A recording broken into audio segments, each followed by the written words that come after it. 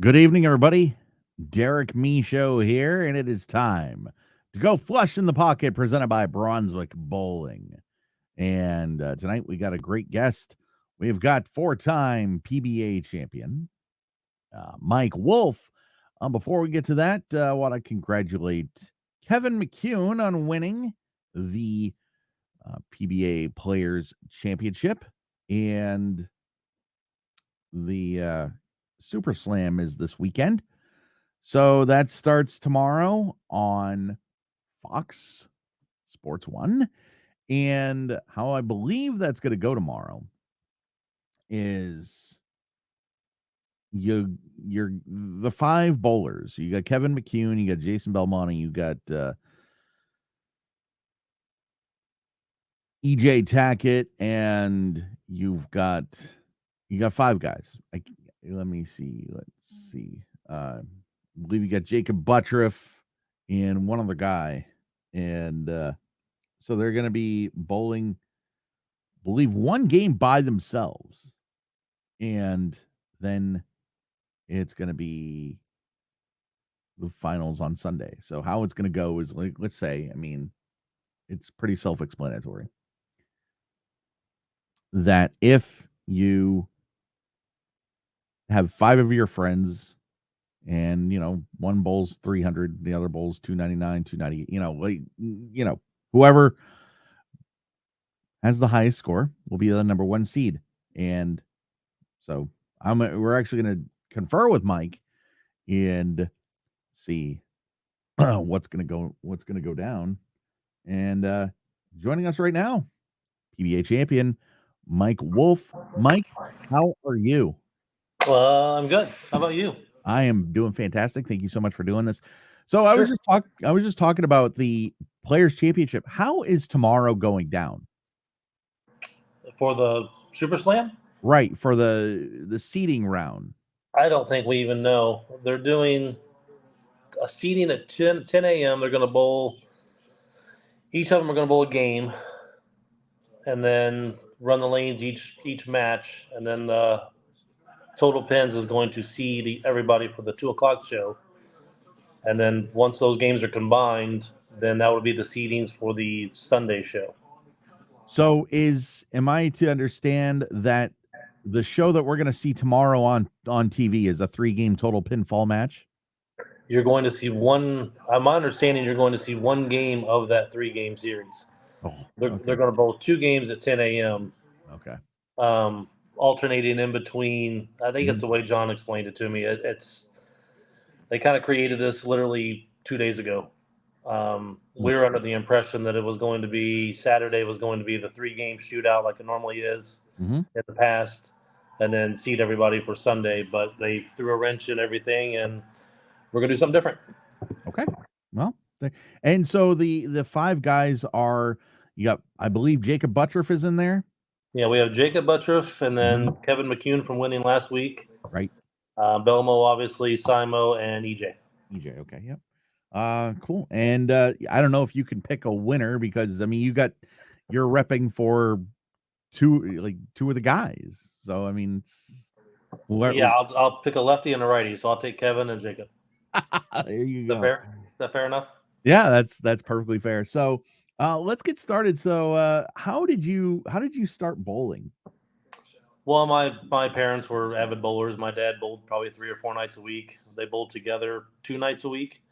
So I was a typical kid that hung around the bowling center and just gravitated towards it since I was there.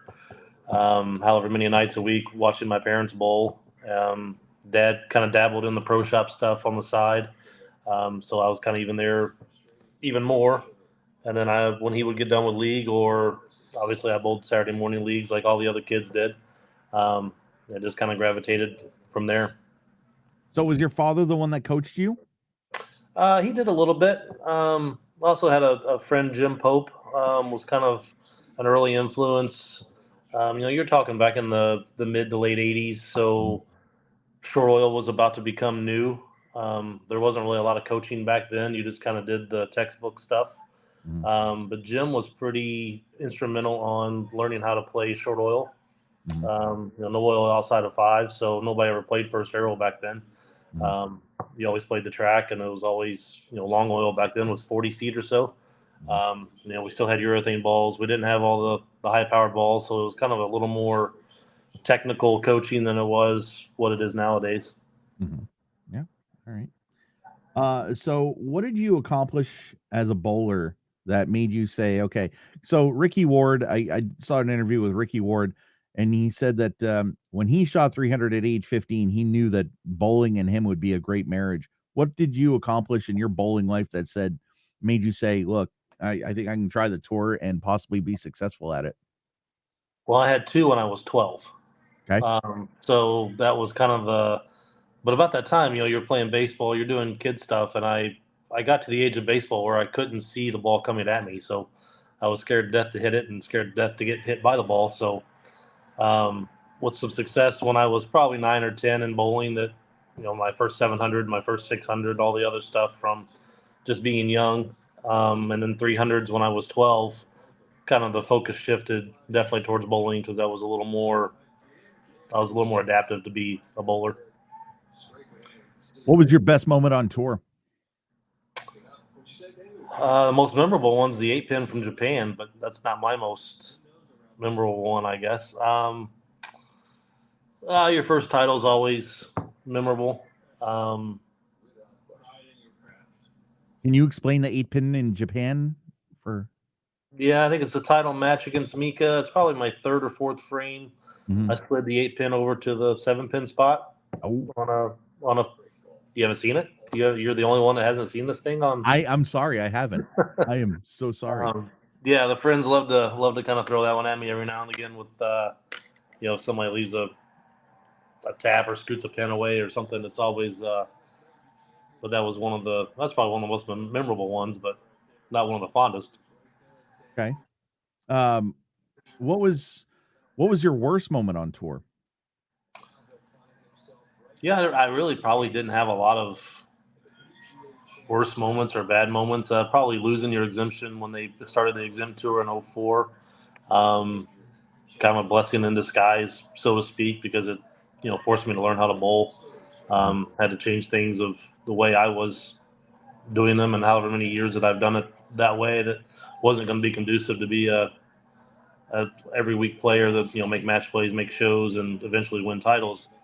So something was going to have to change. But that was probably the downest moment at the time because you don't know what the future holds. You don't know what the rest of your career looks like, and it's only been, I think it was probably my third year on tour.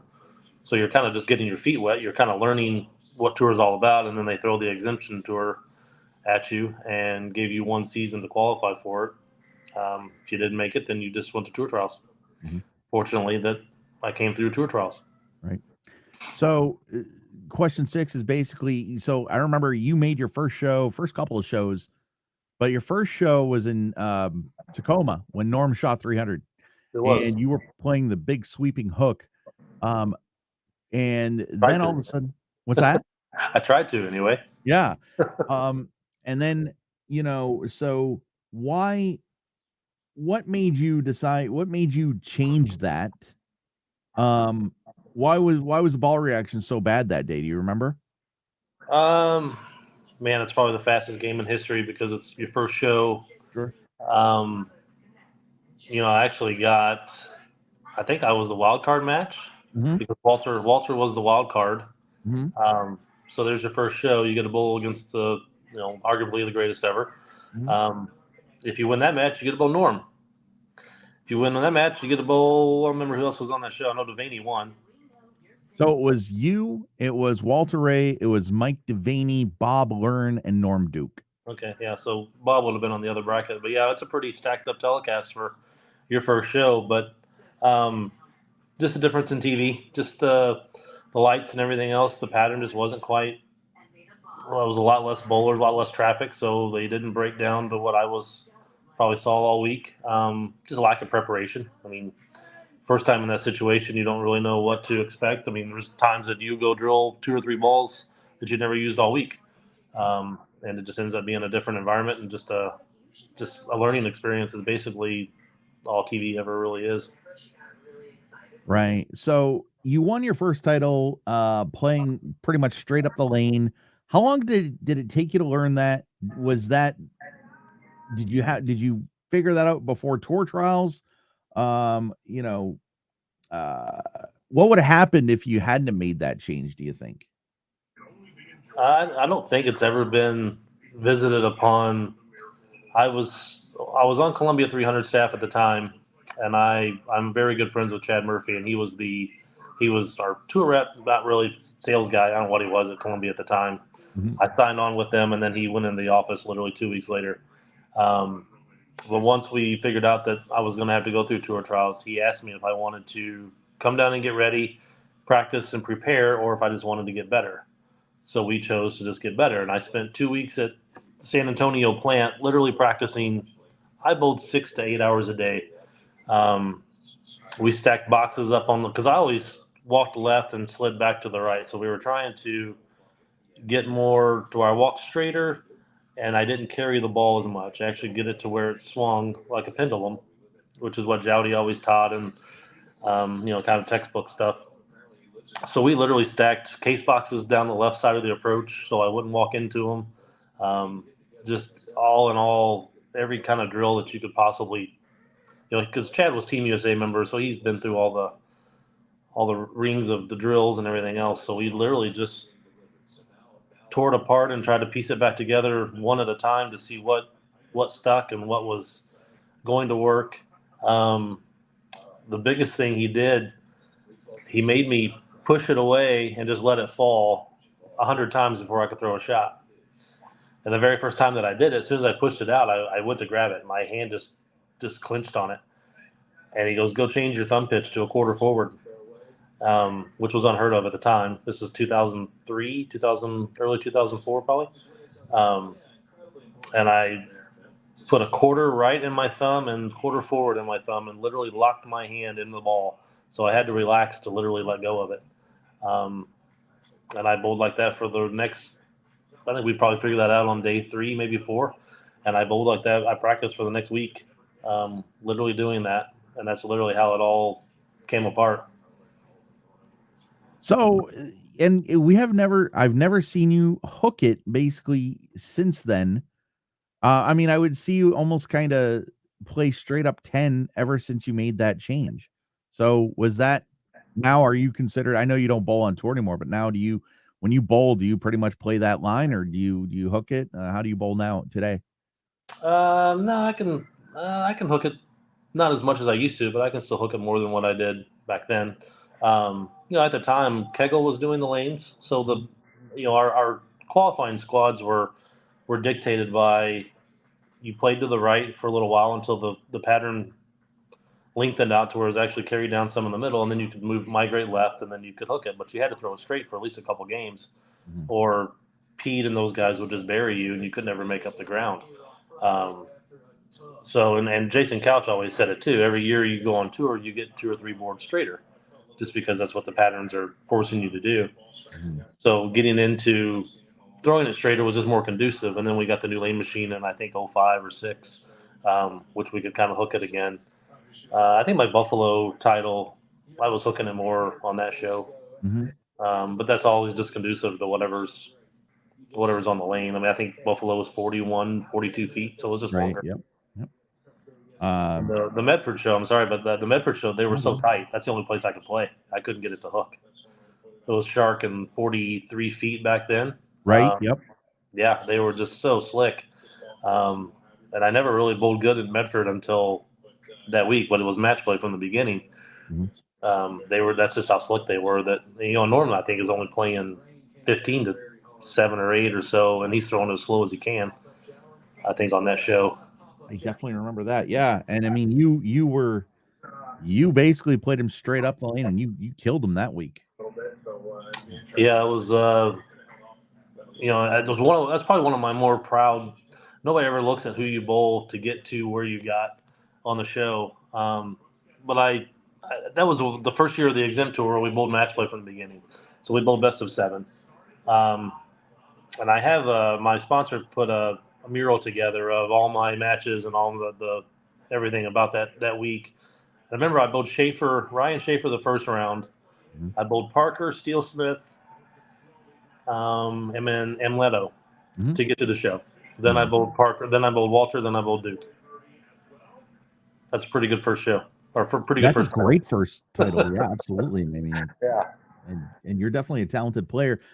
Did you have anybody's number on the lanes? Like, I mean, Couch was beat up by Bone quite a bit. Sure. Did you beat up on anybody pretty good on tour and Um, match play? I don't think I bowled anybody consistently a lot of times. After I lost to Pete when I first came on tour, I don't think I ever lost to him again. And that's probably only 3 or 4, maybe 5 matches that um, I could probably always get by Pete. On the other side of that, Jaros, I don't think I ever beat him. Mhm. And I seemed like I bowled him probably 3 or 4, 5, 6 times Yeah. uh, during that little span of whatever the format was at the time for match play and best of 7, best of 5, whatever it was. I think Jaros always had my number. Barnes was pretty. I don't think I ever beat Barnes in a match until I won in 2016. Yeah. Wow. Yeah. I mean, and I remember that Tar Heel show. I mean, it seemed like I think it was the right lane that everybody was struggling on. Like you couldn't throw a strike on the right lane. It was obviously one of them, but Yeah, the Tar Heel Open would have been my second show. That was against Schaefer. mhm. Um, and that's my reference to Pete at his best. Because I think he ran away with that show just the way his hand could wrap around it from underneath and just what he could do to a Yeah. ball back when he was healthy and, whatever, 20 years younger. Right. But yeah, that was one of the original patterns that you literally had to throw it almost sideways. Yeah. So you mentioned Jaros. You said because who had your number on tour? You said Jaros. The Jaros always seemed to have it. Barnes always. I don't think I never got by Barnes. Like I said, up until I bowled him for the show in 2016, and that was the first time I actually beat him in a. I think we were best out of 5 then. That's the Mhm. first time I beat him in a match, and I don't What's it think like I ever rooming beat. with I him? never beat Jaros. Yeah. What's it like rooming with Barnes? One of us is still sane. It was good. It was. We had some. I think we probably two. I don't remember how many years we did it. Probably 2 years or so. Mm. Um, he's just different, but he's okay. Yeah, yeah. Um, We're still friends today, so it wasn't that bad. yeah, there you go. When did you stop bowling on tour and why? Uh, 2020. Well, so I guess December of 19, I was offered by Brunswick to do the tour rep position, Mhm. um, which just means I didn't have to bowl. I was actually getting ready to compete when I got the call that they were offering me that position, and it just seemed more appealing because of just the scheduling and just the way prize funds were, just the way the direction the tour was going. It just seemed like a smart move at the time. Mhm. I bowled. I won in 2016, and then I had some injuries in 17. I didn't bowl the world. I couldn't defend in 17, and then I had my hip replaced in 18. Um, so then coming back from the hip, it's fine. It didn't hinder me at one bit, Mhm. um, but it just wasn't. The tour just wasn't in the position there that it was building up to come out and compete against the no thumbs and the everything else that's going on. Right. So in 2020, I know that you're an EBI guy because I mean, ever since I've seen you bowl, it's always been Ebonite or Columbia, the EBI brands. In 2020, Brunswick buys out EBI. What was your mindset? Was it future in doubt, or was it like, hey, this could be a good thing? I was kind of the more patient ones, just because I went through the transition of Columbia being purchased by Ebonite in '07. Um, so I didn't know really what to expect, but I had a little bit of history going through that situation of, at the end of the day, we're on the outside. It's all the employees that it shook up their lives and everything else that, first and foremost, they were on the firing line of everything else. We were just waiting to see what the smoke cleared and what was going to go on. But I'm fortunate enough to have good relationships with pretty much everybody in the industry. Bugsy Kelly was my boss at Columbia for a little while. Mhm. Brian Graham, I used to bowl amateur tournaments with him. So I kind of knew all the guys at Brunswick whenever this was all going on. we just didn't know. We always just want to know why. We thought Ebonite was doing pretty good. We are selling a lot of balls. Um, Things just seemed like everybody was moving forward, and then it just happened. Yeah. As a tour rep, what was your favorite moment? What's been your favorite moment? Easily when Bill O'Neill won the Players 2020. Is that Mhm. before we got before we got kicked off everything for COVID? Oh, yeah. I think he won that in like March or so, and that was one of those that I was brought on to basically transition the guys that were with Ebonite at the time to Brunswick, and just kind of we were stepchildren at the time, so we were just trying to bridge the gaps and just communication and everything else. And Billy was one of my projects. I flew up to see him in December because I'd never really talked bowling with Billy. Mhm. Tommy, I've been friends with for since we were 15 or 16, so that was different. But Billy, I'd never really talked about bowling. I never really understood what he liked to see, and um, Chad Murphy actually suggested it to me. He said, just go up there and watch him bowl for a couple of days, and just you should spend some time with him before your first ball together is for score. Mhm. So I spent a couple of days with him and left on, pretty excited to work with him. And I mean, he's such a great dude and Oh, yeah. such a great bowler. He's probably one of the easiest ones to work with when it all comes down to it. But to get started with that season, the very first week, we're in Dallas when Tommy bowls 300 and gets into the Hall of Fame Mhm. the same weekend. So my first week was pretty much a max out. But um, instead of just moving on, I said, Billy's my project, so let's get him back in the winner's circle. And he didn't bowl very good the first couple of weeks, so it was just kind of you're piecing it together. You're just trying to be there and be supportive and just figure out how you can do it better or how you can make his life easier. And then he pops through with the win at the Players. That was just a roller coaster of a week because I remember him with a couple games to go. I think I went to his car and got a ball, but he had like 3 or 4 games to go, and he's like, "Yeah, I just don't think I can get there. This is just it." He's probably in like seventh or so. I was like, "Nah, man, you got a couple more games. We can get there. Let's just finish it off." Then he has the first 9 the next game, and he jumps in. I think he qualified fourth or fifth, and he ran the ladder. So yeah, it was just one of those dream weeks of everything coming into fruition, and actually showing that you do kind of know what you're talking about at times, and then kind of gaining some trust from him that he kind of knew what I saw the lane a similar way that he does.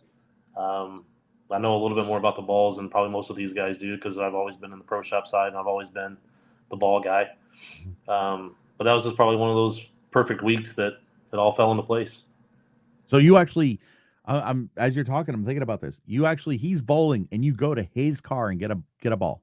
Yeah, I just asked him if what was in the bags, kind of looking around, and a picture that I wanted to see that he kind of wasn't seeing, and then I said, "Give me what's in the car," and then he named off a couple balls, and I said, "Well, give me your keys. Let me go out there and rum around in the back and see what's there, and let me grab one that sticks out, and we'll go from there." Kind of like the Petraglia story about the when he shot 300. I guess he used a ball that he didn't even think. He's like, "Oh, this thing's gonna hook too much or do this or whatever," and then all of a sudden he uses it and he shoots 300. So I Yeah, guess the ball reps know what they're talking about. that's the crazy thing about, especially on TV, because it could be a ball that you never even threw. It might not even be in the building all week, Mhm. but they're just different enough that ball's going to come into play. So, kind of off the sheet, what makes a player easy to work with? What makes a player hard to work with? Ooh. Uh, Communication is the biggest thing. Um, we've got a lot of guys that think that we don't really help them because I can do almost about everything but walk down there and sit next to them. But they want to get on their phones, they want to get in their journals, they don't want to communicate with us or walk up to us. We can't watch everybody at the same time. Mhm. So some of that gets a little complicated if we're there's been instances this year that I've stood next to a guy for 7 frames and he never said a word to me. And then as soon as I walk away, he'll follow me down there and ask me why I can't get any help.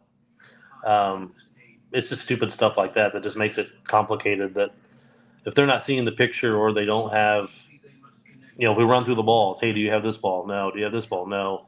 And it just gets tiring. That why don't you have these? Him Why don't saying you that have to these you, or balls? you saying that to him?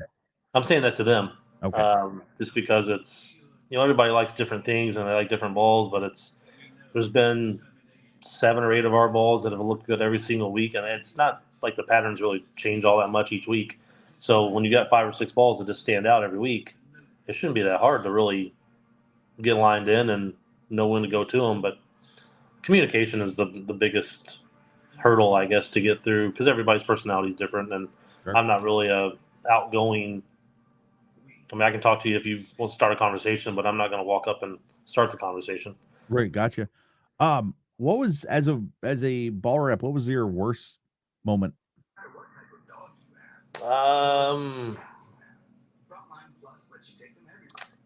My worst one.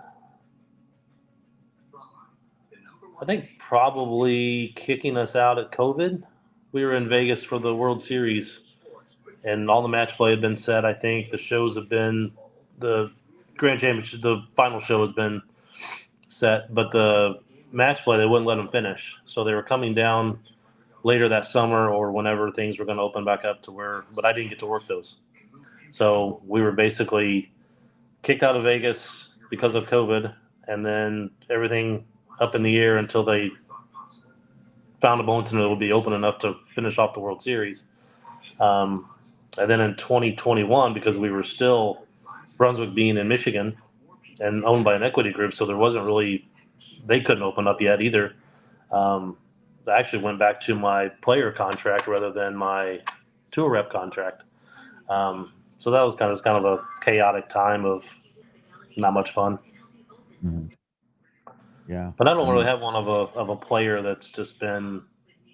Yeah. How deep into match play were you when they kicked you out? We were all the top 16s had been established. They were going to bowl the show for the World Championships. Mm-hmm.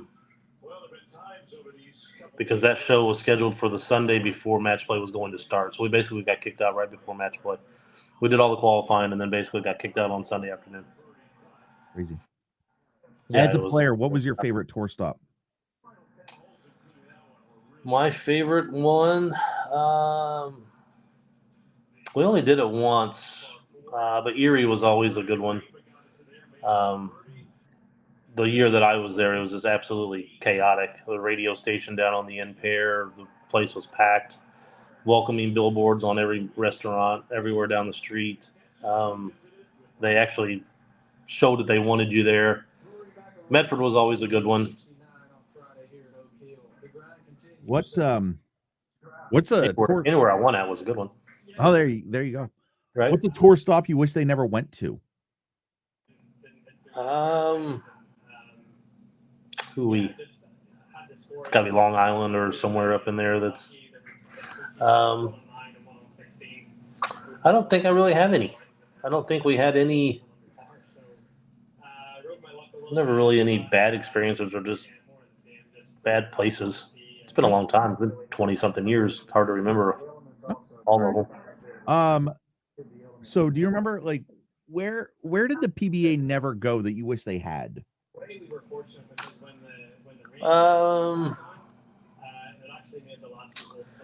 We kind of went everywhere for those first so many years. We did Florida, we did Orlando. We never really went to Miami or South Florida. Mm-hmm. But yeah, we actually probably those first 5 or 6 years, 24 stops or so. We were everywhere from obviously Washington, Medford, Oregon, California, and then made our way all the way through. So what is a PBA rule that you agree with? I'm not sure I agree with any of them nowadays. I don't know. I don't know if I do. You can even go back to when you were on tour, whatever you want to do. Whatever. I mean, one that I agree with. I think they've been so relaxed over the years that I probably don't agree with why they've been so relaxed. Dress codes and everything else has just become. You want to be treated like a professional and viewed as a professional, but you don't want to play the part. So a lot of those little. stickler little rules are kind of a pain. What's wrong with the dress code? It's just not enforced. I was asking a couple of the guys last week. They're walking in hoodies and sweatpants and whatever. I was like, "Don't you guys have a dress code?" I'm like, "Yeah." I was like, "Well, why don't you enforce it? At least put a brand shirt on or put something on." But it's just been. I mean, it's been since I came on tour. You try to enforce it, and then some of your best players walk in with flip flops and t-shirts. So it's. And this is like just a pro-am day, or no, not pro-am day, but just casual. They think it's a casual day or something like that. Yeah, if it's a 2 squad tournament, or if it's they're coming in to watch the other squad, or they're done for the week and they're watching match play or whatnot. There's always been a fine line of where you're done competing, and if you just want to come hang out in the bowl and watch, how comfortable, do you need to get dressed up again just to come out and watch your buddies, or just to come watch, even to practice. But probably the one rule that I don't understand is the name shirts. Oh, yeah. You don't like having the name on the back of the shirt? I see no reason to have your name on the back of your shirt. If somebody's interested in you and they're watching you, they're going to figure out who you are. Oh. Tiger Woods has never had his name on the back of his shirt. Interesting. And you can figure out who he is pretty fast. Probably shouldn't tell you that every one of these shirts, we've been Facebook friends for a long time, and I'm definitely a Brunswick guy, and I've been on Wolfe staff for 3 years. Sure. And it'll be 3 years in January. I always believe that if I need to put my name on the back of my shirt, if I'm going to wear a Brunswick shirt, Wolfe shirt, name goes on the back. That's just fine. I just don't believe it. And if you're coming in to watch a PBA tournament, you're there to watch, and you pretty much know who you're going to watch. Mm-hmm. I just don't feel like we need to, because the amount of jerseys and everything else that you have to go through, and actually just the process to make sure that they're all up to spec with all the names and all the logos and everything else. I just don't feel like the name is the most important one. Mm-hmm. So the rule that you don't agree with is the name shirt. Then. Yeah, that'd probably be my first one. Okay. What was not a PBA rule that should have been? Not a PBA rule that should have been. I think practice. I think there's a problem with, and I don't know if it's just been from pattern, integrity, and everything else, but I just think these guys should be allowed more practice. I think there's, if there's practice pairs, you only get 8 minutes. If there's no practice pairs to begin with, you get 10. Mm-hmm. 10 minutes isn't very long with 4 guys on a pair. And you're not really allowing them to showcase their best talent, I don't think, when they're not properly warmed up. Mm-hmm. But it's, a fine line, especially on TV. The TV's even worse. Just the constant back and forth of you practice for a little while, then you got to strip and run lanes again, then you only get so many shots again. And inherently, they change every time the machine goes down the lane, but we're scared to let people figure it out and bowl their best. We're so worried about a scoring pace that we're not letting people progressively get better. We're trying to hinder them from getting better. And I think bowling's done that for years. I don't think it's not something new. Do you have any thoughts on the commentator, like commentating on the PBA? Sideline reporters, Randy, Rob, Randy, Dave, Ryan. I think they're all good. I think it's hard. It's a hard job. Mm-hmm. And I've known Randy for obviously since I was on tour. Mm-hmm. He was one of the first ones that I probably became friends with when I came on tour. I think Rob Stone is an absolute great at his job. Mm-hmm. I enjoy the ones. I don't know the gentleman's name that did the players the first weekend. He was a local guy that did. Yeah, I thought he did. He had a great voice. Mm-hmm. And you got to consider that, Dave, all these guys, they didn't know anything about bowling when they came in.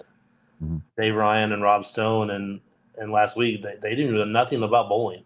And to be able to sit and actually, I like Rob's voice because I think he genuinely enjoys calling bowling now. I think he's tried to learn enough about it that he's actually enjoying it, and he enjoys doing the shows. And the players enjoy him. Mm-hmm. So I think they do a fabulous job. Are you a four-bagger or a ham bone guy, or do you not care?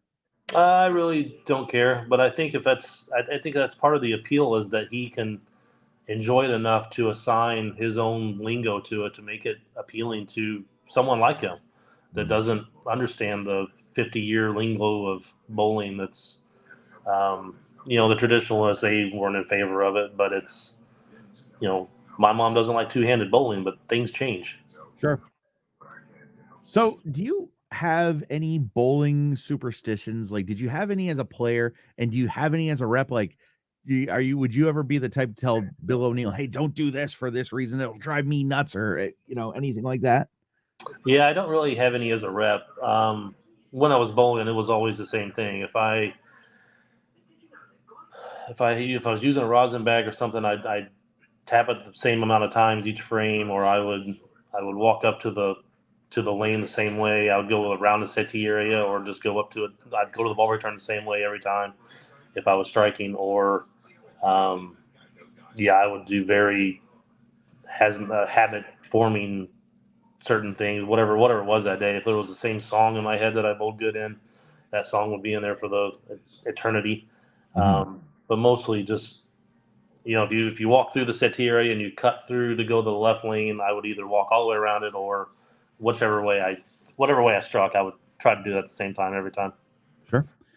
I want to give a big shout out to Stephen F. He's a big follower of the show. He says, "Hi guys, Mike. Is there any reason, anything that would happen for you to be, to join the tour again as a pro, or would you bowl a PBA 50?"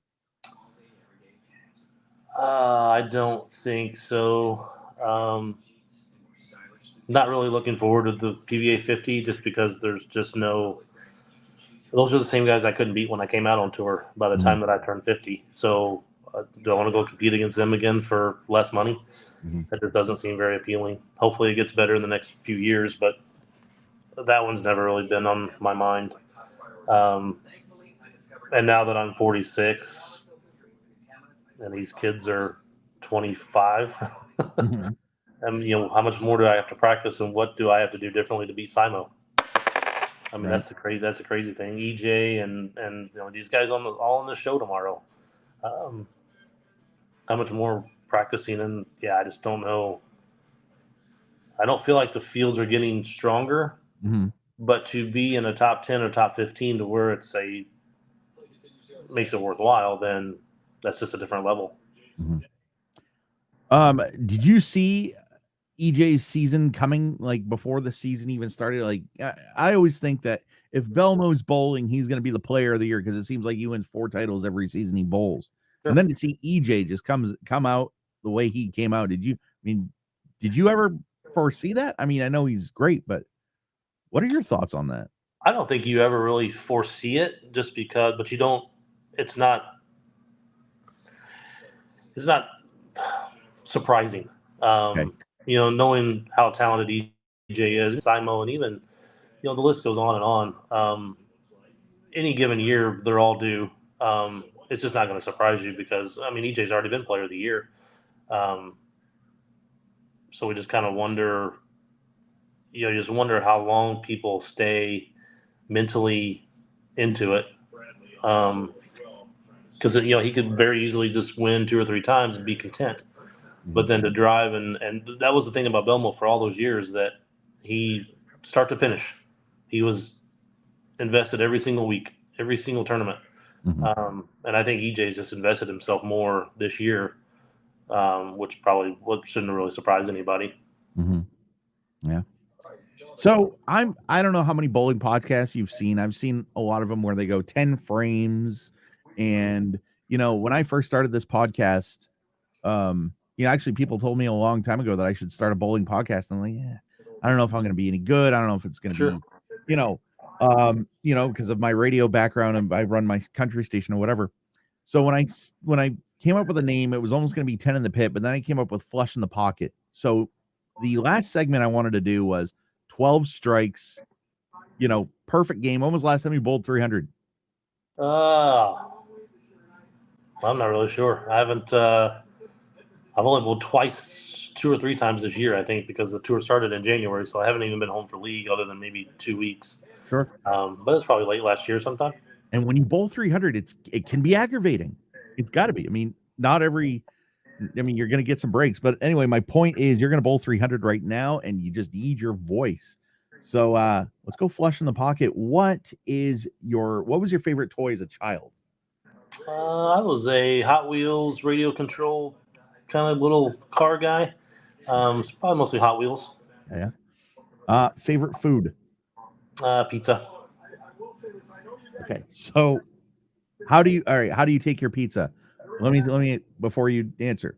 I'm a pepperoni guy or a Hawaiian guy. Yes, I believe pineapple belongs on pizza. So if I was to order you pizza, what do you put on it? Anything but onions and olives. Okay.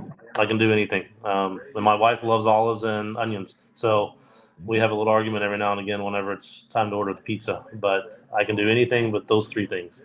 There you go. Favorite music?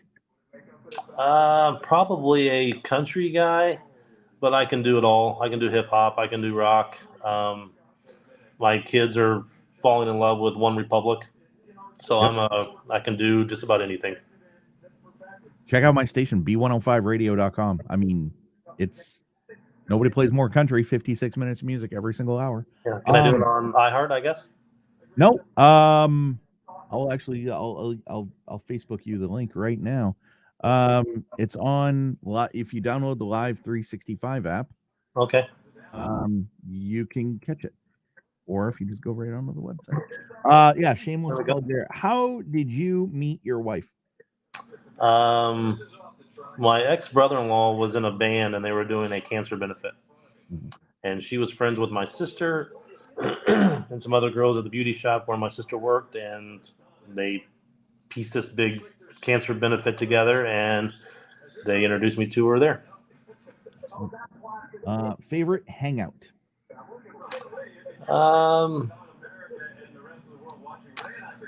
I can do anything locally. There's a couple wings places. Some of the guys that I grew up with, my brother-in-law or some guys that I don't even bowl with. We'll just hang out, and it can be at a Hooters or a Roosters or anything that's just kind of just a low-key, nothing fancy. So you're a wing guy? I'm a beer guy, I think. Yeah, there you go. I think that comes first. Naked or breaded? I love my wings breaded. I think they're so amazing. I can actually do both. Yeah, I remember Jeff Carter was on a diet years ago, and he was kind of throwing he was doing them naked for a while with some different batches or something, and some of them actually turned out pretty good. There you go. Party all night or quiet night at home? Well, being 46, it's quiet night at home. And I think that probably kicked in a little sooner than most people. Okay. You go to concerts? We're trying to. Yeah, we've done a few. We just did One Republic with my kids last fall. Obviously not as many as we like to, because we always have a great time whenever we do them. But we've done a couple in Nashville, and I used to have a friend that worked at our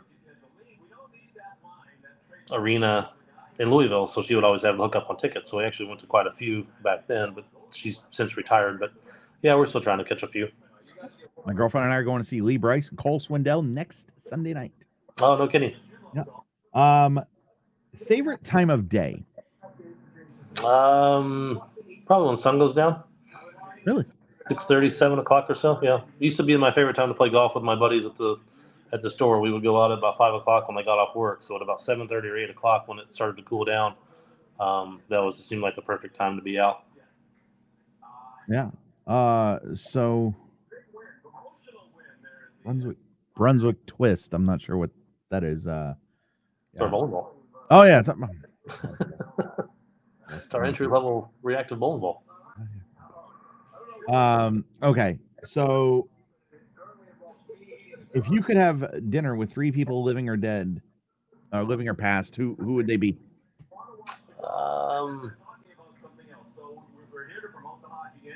It would always be my parents. My dad passed a couple years ago, but it would always be my mom and my dad. Probably our family. If I had to do like a celebrity and just in the news, it'd be Tiger Woods and probably Jordan. Probably Arnold Palmer. Mm-hmm. Sorry for the loss of your father, by the way. Thank you. You're welcome. So this is I kind of like this one. If you're dying of thirst, I'm a soda guy, but if you're dying of thirst, you just need something to damn drink. Give me something to drink already. What's your go-to? Well, I try not to do a lot of soda, but it'd be probably cherry Coke if I had to venture out. But I'm a big water guy. I drink water quite a bit. Okay. What are you binge watching right now? I'm trying to get into Ted Lasso. Bugsy has turned me on to it. I think I'm through one season. Me and my wife did Yellowstone. I've done all the seasons of Entourage. That's probably my favorite. I still watch Entourage on the plane whenever I'm flying. But Ted Lasso, I'm trying to get up to speed on that one, but it's a little slow for me. Bugsy is a future guest. He said he wanted to do an episode, and I just got to get a hold of him and figure it out. But a good one. We will make it happen. How do you best want to be remembered? I think being remembered is probably the biggest part. Yeah, probably. I'm the guy that'll do anything for anybody. If you'll get more enjoyment out of something that I have or something that I can benefit you more, it's yours. Have at it. Never really been much on possessive stuff or anything, but that's probably about close enough. There you go, man. I've always known you're a great guy, and I'm glad that we actually got a chance to sit and talk and do this. Thank you so much for doing this. Will I see you in September? Where am I going to be in September? The league? Portland. Yeah, I think so. We haven't, unless Dino blocks me with Bugsy on my assignments. Sure. I think I'm supposed to do the team this year, so I probably will be. It's on my schedule, so I think unless Dino pulls a switch on me, then I'll probably be at the team. All right, cool. Which I've never been. I will definitely. So I need the good places to eat. I need the things to do because I've never been. Well, I'll tell you what. We'll hang out, and I will hook you up with. I'll definitely hook you up with a beer if you. Sounds perfect. Absolutely, man. Well, hey, Mike, thank you so much for doing this. This has been Flush in the Pocket with Mike Wolf. Man, you have a great night and enjoy the weekend. Derek, I appreciate it. Thank you. All right, buddy. You too. Mike. So, Mike Wolf there for you. Flush in the Pocket. Brunswick Twist. Yeah, the entry level ball there. So, next guest, we're not sure yet. I'm working on a few things, but that was Flush in the Pocket. So, thank you guys so much for watching and have a good night. This has been Flush in the Pocket, presented by the Brands of Brunswick.